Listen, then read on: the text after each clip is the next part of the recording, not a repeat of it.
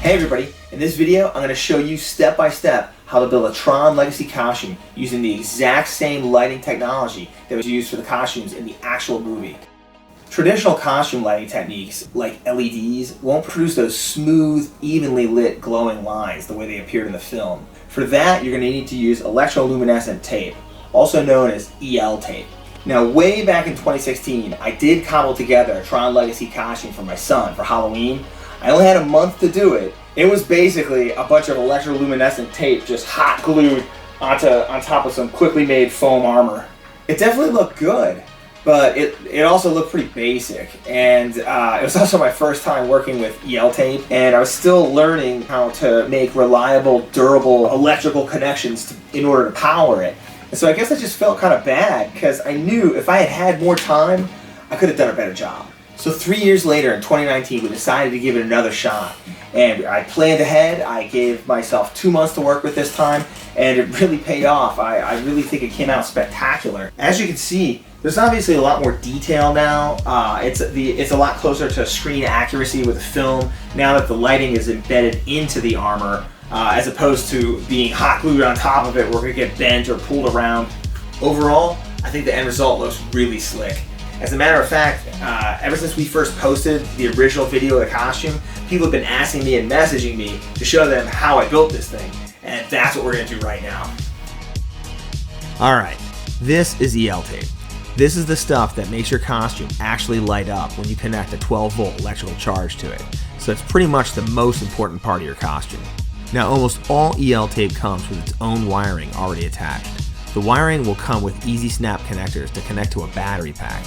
But for this costume, we're going to have to cut multiple pieces of EL tape to different lengths and shapes.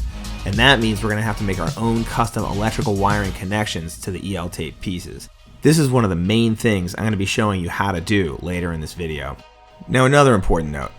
Out of all the different brands I tried using, I ended up going with a brand called Lumiglow. And that's only because their EL tape seemed to have the largest contact area for connecting wires to. But if I had to do it over again, I would strongly recommend using the flexible version of their EL tape. It's called Vinyl. It's actually made for clothing, so it can bend and flex without losing its power connection. It's important. I'll put a link to it in the description. This isn't a paid ad or a sponsored video or anything. It's just that once you've already finished building your costume, it is a major headache if you have to troubleshoot your EL tape segments going dark or losing power, and the Vinyl stuff is way more reliable if you're using EL tape for a wearable application like we're going to be doing. Okay, on to wiring. Now I promise to keep this simple. So you see these 3 black boxes here? These are actually power inverters, but that's not important right now. Let's pretend these 3 black boxes are actually EL tape strips. Each EL tape strip needs to have its own wire leading directly back to the main battery pack wire. This is called a parallel circuit. You see how each strip or black box gets its very own wire directly back to the power source? That's what you want. Now what you don't want to have is this, where the one power from the battery pack delivers power to the first strip, and then that first strip delivers power directly to the next strip, and then that strip delivers power to the next one, and so on and so on. That's called a series circuit, where the last strip in the chain only gets whatever power is left over from the first 2 strips. For more information, just Google parallel versus series circuits, but you really don't need to learn all of that. You basically want to always wire EL tape in parallel, but to keep it simple for this video, just remember to give each EL tape strip its very own wires leading directly back home to the battery pack. Okay, on to the supplies. Alright, we'll need a heat gun, hot glue gun, small craft soldering iron for detailing foam armor, a larger soldering iron for soldering electrical wires. We're going to need black Gorilla Tape. Now this is for masking EL tape to create custom shapes like circles and striped patterns, contact cement for gluing the foam armor, and lots of black craft foam to make the actual costume. Now before we start measuring and cutting our costume, we're going to want to sketch it all out on paper first. Design and sketch every piece from the front, back, and sides. The more detail the better. And don't worry, you can always make changes later on during the build. The purpose of these sketches is to act as a guide so you don't lose your way once you start getting deeper and deeper into your project. I also had tons of reference photos from the actual film production playing on my monitors here in my garage workshop the entire time I was doing the build. Now let's get into this build and start making our first cuts. So I start by cutting out a rough template for each body part, things such as biceps, forearms, and then I fit them, just checking for fitment, right onto the actual body of the person that's going to be wearing the costume. And we're just checking for fitment, doesn't have to be perfect. Once I have an idea of the rough measurements, I take the paper templates and transfer them directly over to the art foam. Then I take a ballpoint pen and just make a light outline of exactly what I want the final foam armor to look like. And once that's done, it's time to start cutting.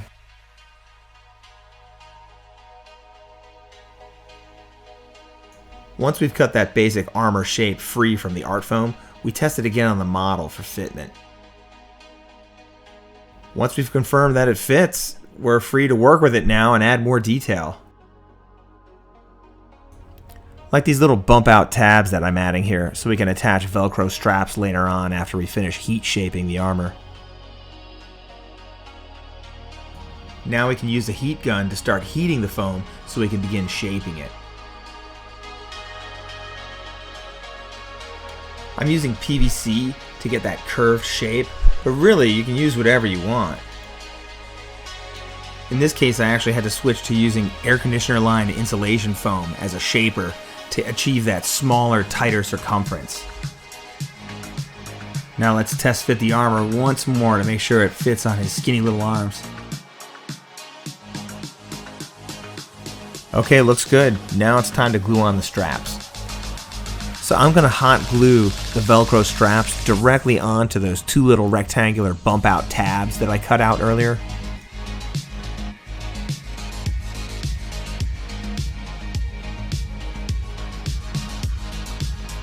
I'm also gluing all the way around the edges of the elastic strap so that it doesn't come loose from the armor once we put it on. Don't forget to reinforce the top side with glue as well. So I've got these industrial strength Velcro strips. They're outrageously strong. We need to use this to create anchor points on the foam armor for the elastic to connect to. These things are great. You just cut off the patch that you need, peel off the backing, and the automotive grade adhesive on the back sticks right to the foam. It'll never come off. Very important. Keep test fitting. Always keep test fitting throughout your build.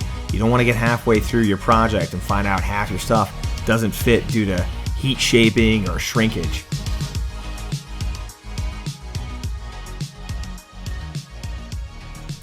Looks good, but this is just the first layer of foam armor.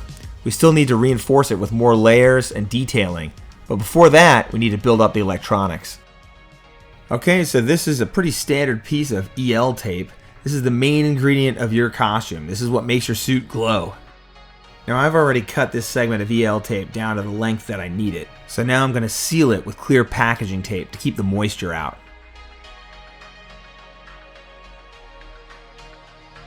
I try to get it as airtight as possible. Keeping moisture out will help it last longer.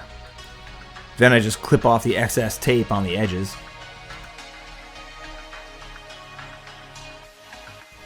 Now these are crimp connectors. I've only ever been able to find these at that eLumiglow website. These crimp connectors are what allows you to physically connect an electrical wire to power your EL tape. Now for the wiring, I like to take regular old Cat5 Ethernet cable, a sort of network cable that you find in any house, and I cut the heads off and reach inside the cabling and grab the wires and just start pulling, and it just comes right out. Whole lengths of wire coming right out of that cable. Now what you're left with here are very thin, very flexible wires capable of carrying a 12-volt charge.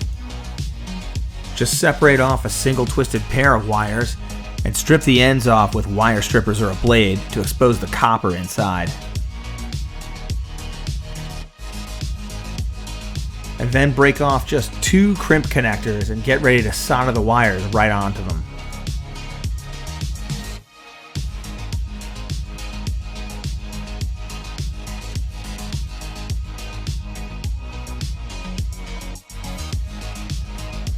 Alright, we're going to use a soldering iron and a little electrical solder to tin the wire first, get it ready for soldering. A little bit is all you need. Just want to get that wire covered in solder. Then move it over to the connector, and then heat the soldered wire directly onto the crimp connector, making a solid joint.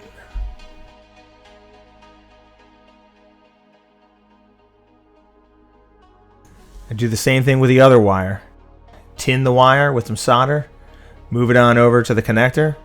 Just a little bit of heat, doesn't take much, and make that solid joint with the solder. Look at that. Rock solid. And when you look at the EL tape, you've got a silver conductive strip on the right and one on the left, and then a center strip. That's the glowing part. On the back, you can see it as well. There's a strip on the right, strip on the left, and then there's the middle channel. That's the glowing part. Now, if you look at the crimp connectors, you see these sharp, raspy teeth on the bottom? You want to get one set of teeth on the silver conductive strip and another set of teeth on the center channel. It helps to think of the EL tape as two wires. So the silver side channels are one wire, and the center glowing channel is the other wire. And so you're basically connecting your two wires to the two figurative wires inside the EL tape. Now those sharp teeth on the bottom of each of the two crimp connectors have to puncture through each channel in the EL tape in order to conduct the electricity. So we're going to use some pliers and just sort of crunch down on it to get the puncture started. And then we're going to use this foam as a backing, and we'll take the pliers again and crunch all the way through this time and finish the job.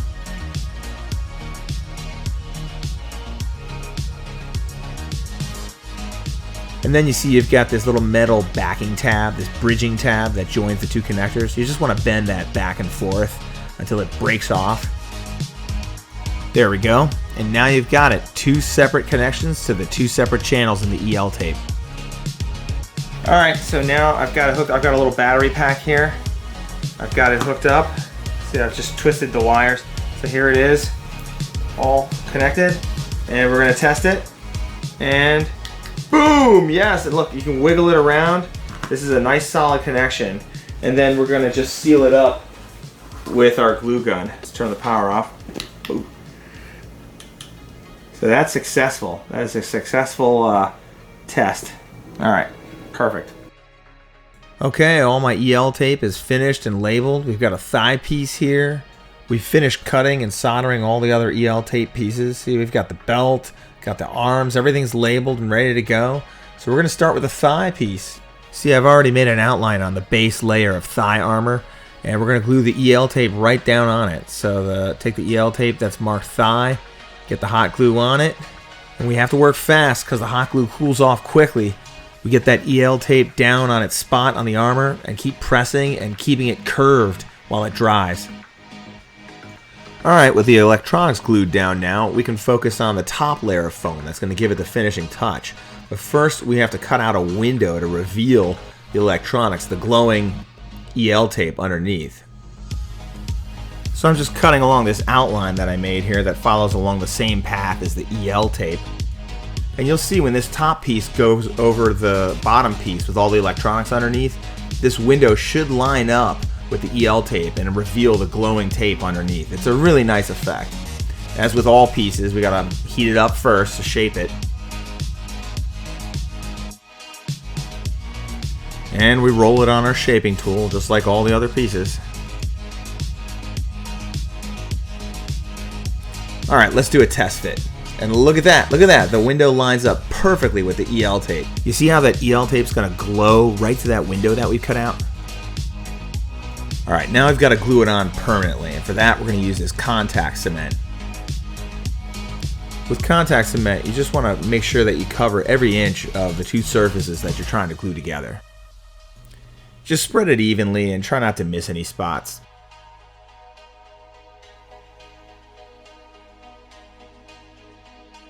Same thing with the bottom piece. Remember, you want to apply that contact cement onto both surfaces that you plan to glue together. Oh, and make sure not to get any contact cement on the EL tape. Once both surfaces are covered, heat it up with the heat gun. Careful not to melt the EL tape.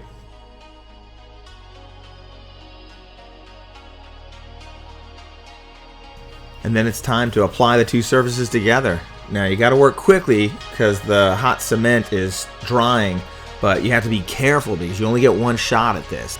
This contact cement is strong, and I mean real strong, so once these two pieces are glued together, they're stuck. Now you can see here, as I'm sticking these two pieces together, I'm also shaping them at the same time. I'm just kind of massaging the whole thing and to get that final shape, because this is it. Once these two pieces are dried and cooled off, that's the final shape. That's it.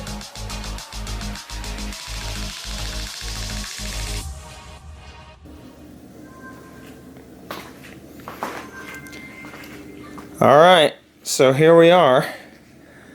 It's done heating and drying. Look at this. Look at this. Perfect thigh piece.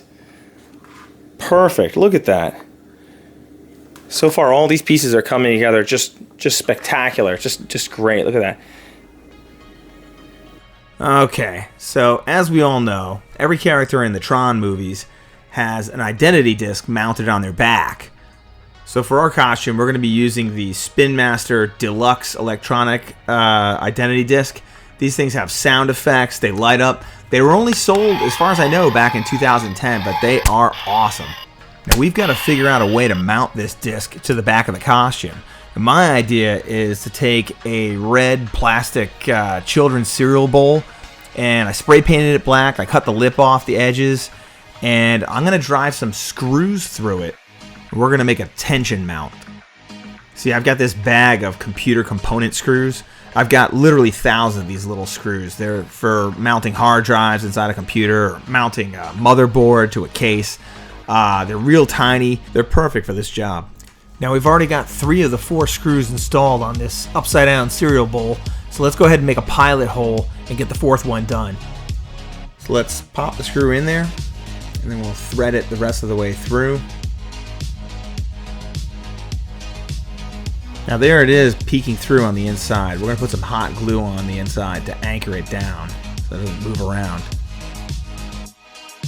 And then we're going to cover the head of the screw on the outside with hot glue as well, just to keep the sharp head from scratching up the disc. Okay, moment of truth. Let's test it out. It should pop right on. Looks good. Secure. Definitely not going to fall off from normal wear. And with just the right amount of force, it should still pop off when you need it to. Yep. Perfect. Absolutely perfect. Look at that. Okay, we're ready to move on to the next part.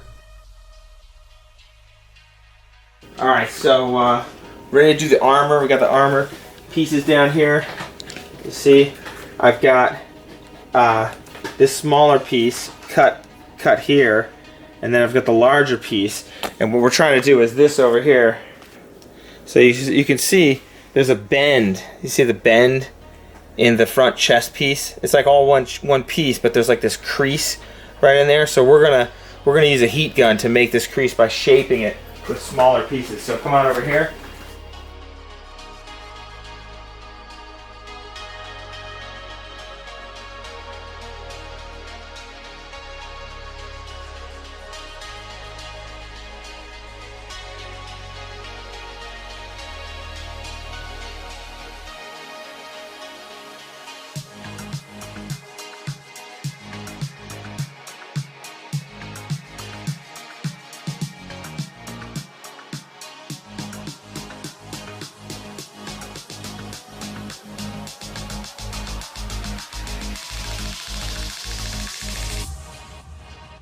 Alright, so we've got our chart here. I've got our little diagram.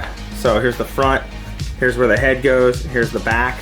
This is the belt that will fold around the front, around the waist to come and meet up here. These two Velcros will meet up down here. So what we're doing now is we're cutting the holes. We've got the base chest plate, and then this is the cover, the front part of the chest plate. Both have been heat shaped.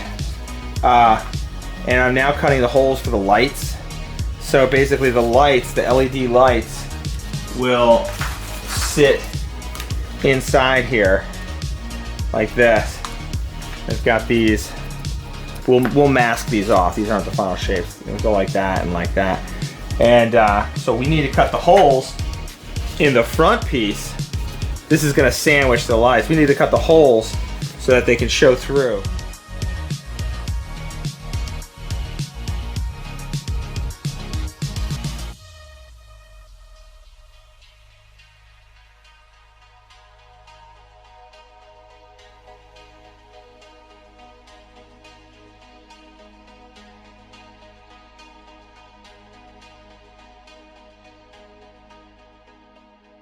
Okay, we've finished cutting out our windows on the front chest piece.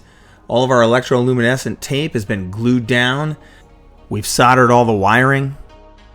And we've got our test battery pack ready to go. Let's light this thing up and test it out. Boom! And we've got light. Let's drop the top back on. As we fit everything together, everything looks like it lines up really well. The windows are lining up with the lighting perfectly. It's really starting to look nice. Let's glue this all together now. Here we are, and as you can see, I've extended all my wiring and rerouted it up through the shoulder straps. And just like all the other armor we've done, it's time to stick it together with contact cement. Alright, I've finished applying the contact cement and I've joined the two halves together, and we're back to heat shaping once again while the cement dries. And just like before, I'm just trying to pinch and press along all the contours and folds and reheating as I go along, just trying to get it to maintain its shape. And I think that's going to do it. Let's light it up. Oh man, it looks great. Excellent. I like this. Here, give me the camera. Let's trade with the cameraman. Hey, cameraman. Hello. You want to, Yep. You have to stand real close because the wiring is... Here, go ahead. Show us what you got. Oh, Tron. Oh my God, welcome to the grid program. I love it. Nice, you're carrying your battery around. I love it. Just squeeze that around your ribs. Well, let's keep shaping it. All right, I'm gonna turn the camera off. Good job, everyone. Okay, so here we are. We've got the chest piece is pretty much finished. Here we go. So before I seal this up, I want to take a minute to show everybody how this is working here. So we've got these EL tape circles that I cut. You can see the wiring going into them, so we've glued them down here. So we've got a bottom layer for the shoulder strap and then a top layer. I've got cutouts. So what we're doing now is we're laying the electronics in, all the wiring from all these different lights, and these guys. We're laying it all down and gluing it down. We've got the foam, see the foam shoulder straps? This is the bottom layer. Just like we do everything else, we have a bottom layer that the light strips, the EL tape strips glue down onto, and then an upper layer like this that masks them. So the next step, now that we've got this all glued, we'll put this EL tape on here, and then we'll cut, and you see how this closes down over it, like sandwiches over it. So we'll take a razor and we'll cut out, we'll draw it first, we'll cut out a groove to reveal the light through, and we'll make more foam that just goes all the way down. And I'll show you the other piece, because we're at a point now. This is the back piece, and you remember how we did these bolts. So now the disc pops right on and off easily. I mean, just easily, and it just squeezes right on. It doesn't come off. Then you can pull it off by just popping it and pulling. So when a person wants to take it off, it's easy. You just pull and pop it. And same thing to put it back on, but it won't come off by itself. It's, you know. So anyway, these strips will go over the shoulders of the person wearing it. You've got this Velcro. This Velcro straps on there and there. And it, so you see, I don't know if you're getting all that, if I'm covering it with my body. So you see how this is working out? So that's where we are right now. We're going to keep going, and if there's another point where I think we should stop and show you how we did something, I'll film that. Alright, end of line. Alright, we're just about done with this costume. All we've got left is to mount the battery pack. So we've got 8 AA's here. That's going to be 12 volts. I've soldered the wires on here and sealed it with hot glue. We've got the power inverter here. All EL tape requires a power inverter, so I've hot glued it on. I've got a single wire here with an easy snap connector that's going to deliver power to the entire rest of the wiring harness for the costume. Now, as for mounting the battery pack to the costume, take a look at this production photo from the actual movie set. You see this right here? Right here? That is the actual battery pack that powers the costume in the movie. The batteries that power their entire suit are right there on their backs. So this is what we're going to do. We're going to take this gutter drain bracket that I got from Lowe's hardware store, and we're going to snip the legs off. And then, actually, instead of telling you, let's just show you the rest of the process. Alright, so step 1, chop off the legs.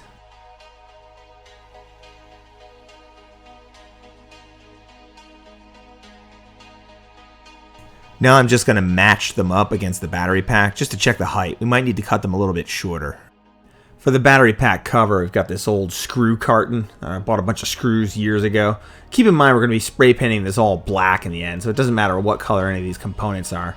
So we're going to cut the legs a little bit shorter just to match the height of the battery pack.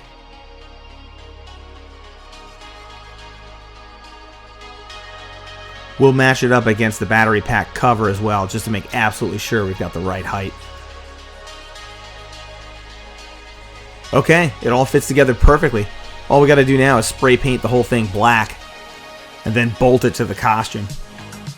Okay, we're all done. It looks great. As you can see, the battery pack cover has been spray painted all black. It just pops right off. It's just Velcro holding it on. The battery pack itself is also just Velcroed in, so it also pops right out for maintenance. There's Velcro on each end. And for the 2 white brackets that hold the entire battery assembly onto the costume, I ended up just using hot glue instead of bolts. Hot glue was enough to hold all 8 batteries. Looks good. Let's get suited up and see how the whole costume looks all put together. While we're watching this process, I think maybe now is a good time to point out some things that I might have done differently. The first thing is that I've always wondered if it would have been a better idea to just glue the armor pieces directly to the fabric bodysuit, maybe using some E6000 adhesive. Then maybe my kid could just slip the whole costume on as one piece. I can't help but wonder if that would have been easier than using the elastic Velcro straps. It wasn't terrible, but it was definitely a bit tricky getting the costume on and off, dealing with these Velcro straps and having to deal with moving the wiring out of the way while suiting up. Anyway, here you can see I'm using easy snap connectors to hook up the power to the left arm. And then the same thing with the right arm. Get the right arm hooked up. And then hook the legs up. And here you can see all of the wiring from all the different parts of the costume runs together into one single harness down below. And then that harness easy snaps to one single connector on the battery. So another big point to make is that despite what you've seen here, I'm really not that experienced with using craft foam. I'm nowhere near the level of mastery and craftsmanship that you see with those professional cosplayers out there. Honestly, I'm just a dad. I'm just a dad who really likes building stuff. But I do think it might have been nice to seal and then paint the foam armor with a satin black finish maybe, just to give it that clean, smooth finish look. I honestly just ran out of time before Halloween. Anyway, I hope you like it, and enjoy this final look at the little guy with his costume finally in action.